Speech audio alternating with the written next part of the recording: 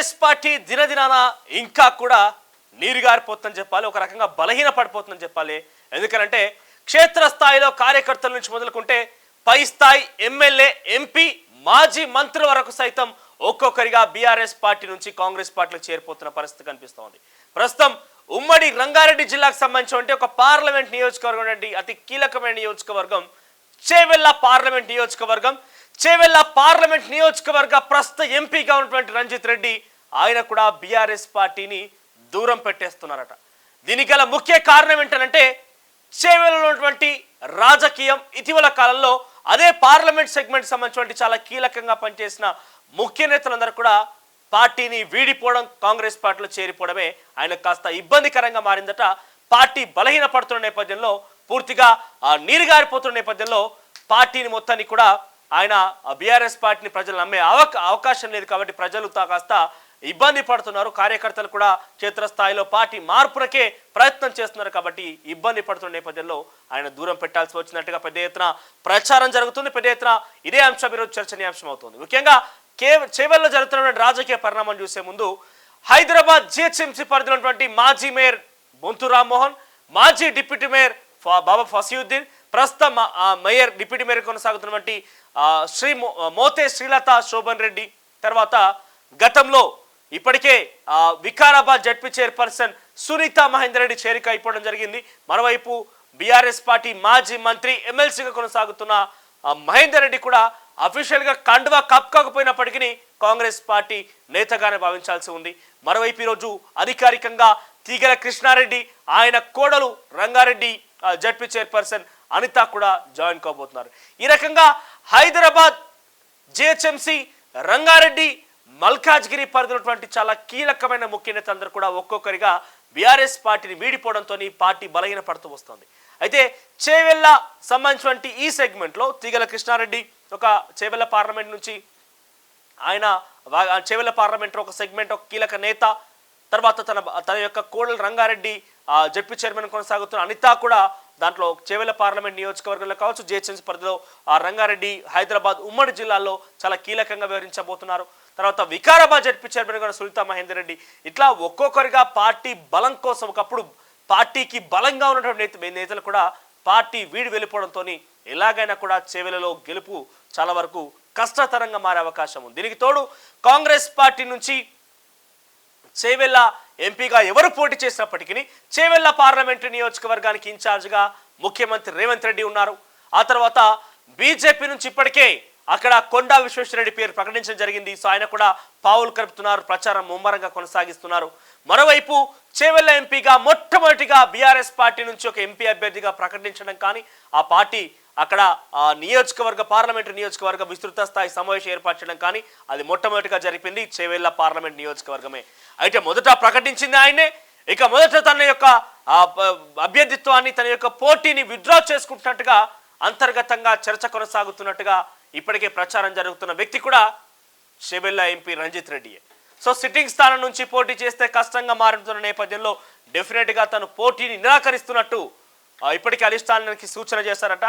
So అధిష్టానానికి సూచన చేసిన నేపథ్యంలో ఇప్పటివరకు సికింద్రాబాద్ పార్లమెంట్ సెగ్మెంట్ మీద ఫోకస్ చేస్తూ తను బరిలో ఉంటానంటూ చెప్తూ ఇప్పటికే ప్రయత్నాలు ముమ్మరంగా కొనసాగించినటువంటి యువ నాయకుడు, బీఆర్ఎస్ పార్టీ మాజీ మంత్రి తనయుడు పటోళ్ల కార్తిక్ రెడ్డి, సో సబితిందారెడ్డి కుమారుడు పటోళ్ల కార్తిక్ రెడ్డిని ఇప్పటికే చేవెళ్ల పరిధిలో మీరు ప్రయత్నం చేయండి, మీ పనులు మీరు చేసుకున్న రకంగా అధిష్టానం సూచన వచ్చినట్టుగా కూడా పెద్ద ఎత్తున ప్రచారం జరుగుతుంది. మరి చేవెళ్ల సిట్టింగ్ స్థానం ఎలాగైనా ఓడిపోయే అవకాశం ఉంది. దీనికి తోడు అక్కడ త్రిముఖంగా పోటీ ఉంది. కొండా విశ్వేశ్వరరెడ్డి చేవెళ్ల పార్లమెంటరీ నియోజకవర్గానికి అభ్యర్థి, కాంగ్రెస్ అభ్యర్థిగా ఎవరైనప్పటికీ నా పార్లమెంట్ నియోజకవర్గానికి ఇన్ఛార్జిగా ముఖ్యమంత్రి రేవంత్ రెడ్డి ఉన్నారు.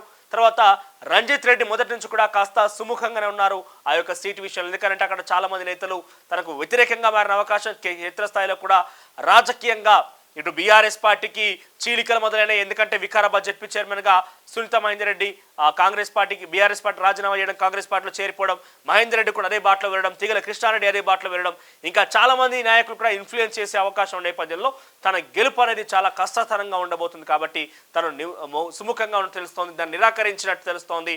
ఇప్పటికి అధిష్టానం దృష్టికి తన యొక్క అభ్యర్థిత్వాన్ని, పోటీ చేసే అంశాన్ని నిరాకరించినట్టు తెలుస్తోంది.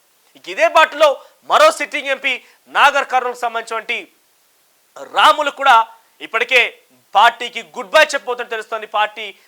పార్టీ యొక్క అంతర్గత సమావేశాలకు కావచ్చు, లేకుంటే నిన్న కేటీఆర్ హాజరైనప్పటికీ ఆయన అక్కడికి హాజరు కాలేదు. సో చాలా వరకు కూడా ఆ బీఆర్ఎస్ పార్టీకి సంబంధించిన నాగర్ కర్నూలు ఎంపీ రాములు కూడా పార్టీ గుడ్ బై చెప్పబోతున్నారు. కానీ ఆయన చేరిక మాత్రం కాంగ్రెస్ బీజేపీ అనే ప్రస్తుతానికైతే ఎటువంటి విషయం అయితే బయటకు వెళ్లి కాలేదు. కాకపోతే డెఫినెట్గా తన కుమారుడికి లేదా తనకు టికెట్ ఆశిస్తూ ఏ పార్టీతో అవకాశం ఇస్తుందో ఆ పార్టీలకు వెళ్ళే అవకాశం ఉంది. మరోవైపు ఇదే తరహాలో సిట్టింగ్ స్థానాలు మొత్తం కూడా వద్దనే రకంగా సిట్టింగ్ స్థానాలను పూర్తిగా కూడా మార్చే అవకాశం డెఫినెట్గా పార్లమెంట్ ఎన్నికల్లో బీఆర్ఎస్ పార్టీ చేయబోతోంది. 9 స్థానాలు ఉంటే 9 స్థానాలు దాదాపుగా 9 స్థానాలకు 9 స్థానాలు మార్చే అవకాశమే కనపడుతోంది. ఎందుకంటే ఒకసారి ఆ పార్లమెంట్ నియోజకవర్గాల వారీగా ఈ 17 పార్లమెంట్ నియోజకవర్గాల 9 స్థానాలు బీఆర్ఎస్ పార్టీ గెలిస్తే ఎక్కడెక్కడ సిట్టింగ్ మార్చే అవకాశం ఉంది, వాళ్ళ యొక్క నేపథ్యం చూసే ప్రయత్నం చేద్దాం. ఇక ముందుగా ఇది పార్లమెంట్ నియోజకవర్గానికి సంబంధించిన సెగ్మెంట్స్. దీంట్లో బీఆర్ఎస్ పార్టీ గెలిచింది పెద్దపల్లి సెగ్మెంట్. సో పెద్దపల్లిలో బీఆర్ఎస్ పార్టీ అక్కడ గెలిచింది గతంలో. ఇక్కడ బోర్లకుంట వెంకటేష్ నేత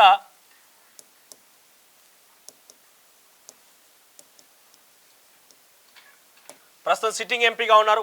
ఆయన బీఆర్ఎస్కి రాజీనామా చేసి ఇప్పటికే కాంగ్రెస్లో చేరిపోయారు. సో ఇక్కడ సిట్టింగ్ స్థానం మార్చే అవకాశం పెద్దపల్లి డెఫినెట్గా ఉంది. ఇప్పటికే దాని ప్రస్తావనలో కొప్పుల ఈశ్వర్ లేదా బాల్క సుమన్ పేరు ప్రస్తావన వస్తుంది. ప్రస్తుతానికైతే ఇంకా అధికారికంగా ప్రకటించకపోయినప్పటికీ పెద్ద ఎత్తున ఎవరి పనులు వాళ్ళు ముమ్మరంగా చేపడుతున్నారు. ముఖ్యంగా కొప్పుల ఈశ్వర్ ఇక్కడ ముమ్మరంగా తన ప్రయత్నం అయితే కొనసాగిస్తున్నారు. అయితే పెద్దపల్లి సెగ్మెంట్లో ఇప్పటికే బీఆర్ఎస్ పార్టీ క్షీణించిపోయింది. అక్కడ తమ సిట్టింగ్ స్థానాన్ని కోల్పోయిందని చెప్పాలి.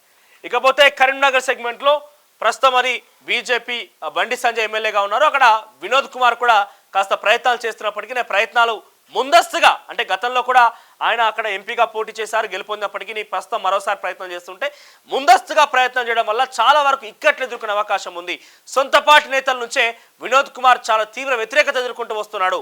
కార్యకర్తలు సైతం తనకు తిరగబడి కార్యకర్తలను మీరు మోసం చేశారు, నయవంచన గురి చేశారు కాబట్టి ఈరోజు బీఆర్ఎస్ పార్టీకి ఈ స్థితిగతి పట్టే రకంగా వచ్చిందన్నట్టుగా చాలా మంది కార్యకర్తలు వినోద్ కుమార్కి బహిరంగంగానే సభా వేదికలుగానే ఆయనకు బహిరంగంగానే చురుకలు అంటిస్తున్నారు. ఇక నిజామాబాద్ బీజేపీ అక్కడ కవిత మరోసారి పోటీ చేసే అవకాశం ఉన్నప్పటికీ పెద్ద ఎత్తున తన అరెస్టు విషయంలో బెంబేలెత్తిస్తుంది బీఆర్ఎస్ పార్టీని సైతం. కాబట్టి మరి అక్కడ ఏం జరగబోతుందో మాత్రం ప్రస్తుతం సస్పెన్స్ అని చెప్పాలి. ఇక జైరాబాద్ బీఆర్ఎస్ పార్టీ ప్రస్తుతం సిట్టింగ్ స్థానమే. ఇక్కడ బీబీ పాటిల్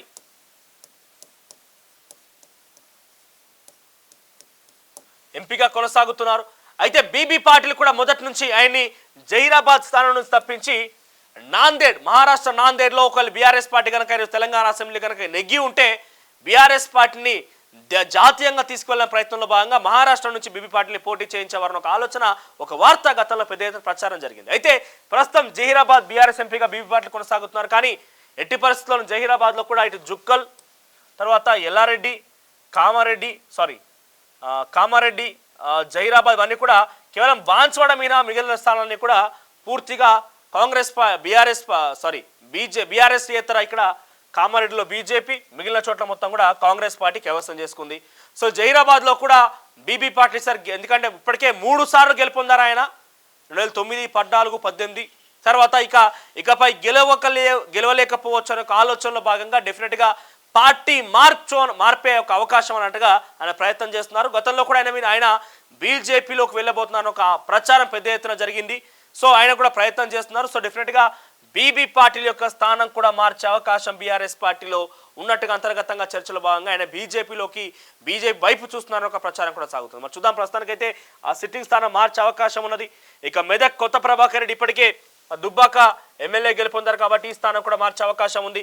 ఇక మెదక్లో సైతం అక్కడ కాంగ్రెస్ పార్టీ నుంచి గతంలో పోటీ చేసి 2వ స్థానానికి పరిమితమైనటువంటి గాలి అనిల్ కుమార్ ప్రస్తుతం బీఆర్ఎస్లో ఉన్నారు. ఆయన కూడా ముమ్మరంగా ప్రయత్నాలు కొనసాగిస్తున్నారు బీఆర్ఎస్ టికెట్ కోసం.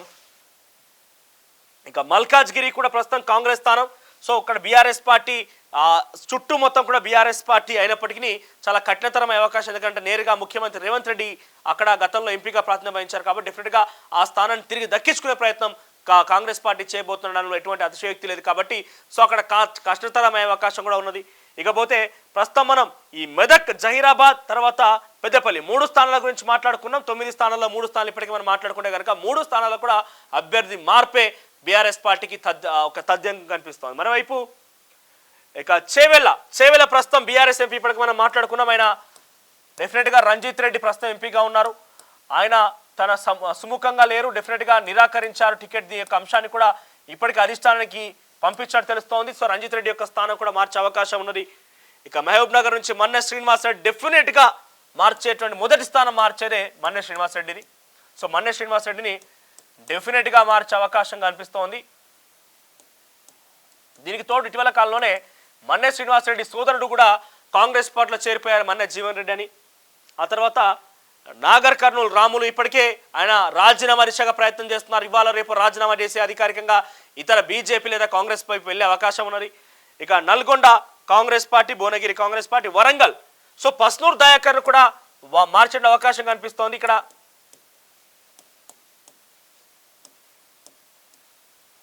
సో పస్నూర్ దయాకర్ కూడా ఇక్కడ మార్చే అవకాశం కనిపిస్తుంది. డెఫినెట్గా వరంగల్ మొత్తం కూడా పైపెచ్చు కాంగ్రెస్ పార్టీ ఆధీనంలో ఉన్నది మొత్తం కూడా దాదాపుగా. సో ఈ నేపథ్యంలో కాంగ్రెస్ పార్టీ అక్కడ మెజార్టీగా ఉంది. దీనికి తోడు పస్నూర్ దయాకర్కి ఒకసారి ఉప ఎన్నికల్లో, మరొకసారి జనరల్ ఎలక్షన్ 2 సార్లు అవకాశం కల్పించింది పార్టీ. ఆయన పెద్దగా కాన్ఫిడెంట్గా లేడు. And at the same time అక్కడైనా పట్టును నిలుపుకోలేకపోయాడు కాబట్టి ఆయన మీద వ్యతిరేకత కూడా ఉన్న నేపథ్యంలో, సొంత పార్టీ నాయకుల నుంచి వ్యతిరేకత కనబరుస్తున్న నేపథ్యంలో పస్నూర్ దయాకర్ని మార్చే అవకాశం డెఫినెట్గా కనిపిస్తోంది. ఇక మరోవైపు మహబూబాద్ మాలోత్ కవిత మీద కూడా గతంలో అనేక ఆరోపణలు వచ్చినాయి. ఇక్కడ మాలోత్ కవితను కూడా మహబూబాద్ సెగ్మెంట్ నుంచి పక్కన పెట్టి అక్కడ మరొక వ్యక్తి అంటే అదే స్థానం కోసం చాలా మంది రేస్లో ఉన్నారు. దీనికి తోడు మాజీ మంత్రి సత్యవతి రాథోడ్ కూడా ఈ స్థానం నుంచి ఎక్స్పెక్ట్ చేస్తున్నారు. ఒకవేళ గతంలో ఆయన తనకి ఎమ్మెల్యేగా అవకాశం కల్పించలేదు కాబట్టి ఎమ్మెల్యేగా ఒకవేళ ఎంపీ కనుక అవకాశం కల్పించాల్సి వస్తే ఈ స్థానాన్ని కట్టబెట్టే అవకాశం ఉన్నది. సో ఓవరాల్గా మాలోత్ కవితను కూడా పక్కన పెట్టే అవకాశం కనిపిస్తుంది. ఇక చివరిగా నామ నాగేశ్వరరావు ఖమ్మం. ఇక ఆయనకు కూడా ఇటీవల కాలంలో 2-3 రోజులుగా వార్తలు పెద్ద ఎత్తున ప్రచారంలో ఉన్నాయి. ఏంటంటే ఆయనకు కూడా రాజీనామా చేయబోతున్నారు పార్టీకి. త్వరలోనే వేరే పార్టీ దిశగా లేకపోతే రాజకీయంగా పూర్తిగా రిటైర్ అయ్యే అవకాశం ఉన్నట్టు కనిపిస్తోంది. దీనికి తోడు ఖమ్మం మొత్తం కూడా ఇక్కడ కాంగ్రెస్ పార్టీ కైవసం చేసుకుంది కాబట్టి ఈ కాంగ్రెస్ పార్టీ కంచుకోటలో బీఆర్ఎస్ పార్టీ గంటా మోగించాలని ప్రయత్నం చేసినా కూడా విఫలమయ్యే అవకాశం నేపథ్యంలో నామనాగేశ్వర్ని కూడా పక్కన పెట్టి అక్కడ అదే స్థానంలో మరో కొత్త యువ నాయకుడు కూడా తీసుకొచ్చేందుకు బీఆర్ఎస్ పార్టీ కసరత్తు చేస్తోంది. సో ఏదేమైనా కూడా 9 స్థానాల్లో పెద్దపల్లిలో ఇప్పటికే కాంగ్రెస్ పార్టీలో చేరిపోయారు. తర్వాత జైరాబాద్లో ఆ పార్టీలో ఇతర పార్టీ మారే అవకాశం ఉన్నట్టుగా పెద్ద ఎత్తున ప్రచారం జరుగుతోంది. ఇక మెదక్లో సైతమైన ఎమ్మెల్యేగా ప్రస్తుతం కొనసాగుతున్నారు ఎంపీగా ఉన్నటువంటి కొత్త ప్రభాకర్ రెడ్డి. తర్వాత చేవెల నుంచి కూడా ఆయన విముఖంగా తెలుస్తుంది. ఇప్పటికే దానికి సంబంధించి అంతర్గతంగా చర్చ జరగడం మనం ఇప్పటికే మాట్లాడుకుంటాం. తర్వాత మహబూబ్ నగర్లో డెఫినెట్గా మార్చే అవకాశం ఉన్నది. నాగర్ కర్నూలులో ఇప్పటికే ఇతర పార్టీ వైపు అక్కడ సిట్టింగ్ ఎంపీ చూస్తున్న ప్రయత్నం చేస్తున్నారు. ఆ తర్వాత వరంగల్లో పార్టీ మార్పు, మహబూబాబాద్లో పార్టీ మార్పు, ఖమ్మంలో అంటే ఓవరాల్గా 9 పార్లమెంటరీ సెగ్మెంట్లో ఇప్పటికే 3 చోట్ల ఒక చోట కన్ఫర్మ్ అయిపోయింది డెఫినెట్గా, మరొక 2 చోట్ల ఇప్పటికే అంతర్గతంగా చర్చ కూడా కొనసాగుతుంది. మరోవైపు ఇతర పార్టీ మారే అవకాశం ఉన్నట్టుగా పెద్ద ఎత్తున ప్రచారం జరుగుతుంది. సో ఓవరాల్గా 4 స్థానాల్లో ఇప్పటికే అధికారికంగా అనధికారికంగా అంతర్గతంగా చర్చ కొనసాగుతుంది. ఏదేమైనప్పటికీ 4 స్థానాలు దాదాపు ఖరారు అయిపోయినట్టే. ఇక సిట్టింగ్ స్థానం మార్పు విషయంలో ఖరారు అయిపోయినట్టే. మరొక 5 స్థానాల్లో కూడా అక్కడ అభ్యర్థి వీక్ కావచ్చు, వాళ్ళ యొక్క బలాలు బలహీనత తర్వాత వాళ్ళని కూడా మార్చే అవకాశం కనిపిస్తుంది. ఓవరాల్గా సిట్టింగ్ స్థానాల మార్పు లక్ష్యంగా బీఆర్ఎస్ పార్టీ ఎంపీ అభ్యర్థులకు సంబంధించి కాస్త ఆందోళన నెలకొన్న నేపథ్యంలో మరి బీఆర్ఎస్ పార్టీ ఏ రకంగా వీటిని అడ్డుకట్ట వేయబోతోంది, మరి కొంతమంది అసలు పోటీ చేయాలని కూడా భయపడుతున్న నేపథ్యం.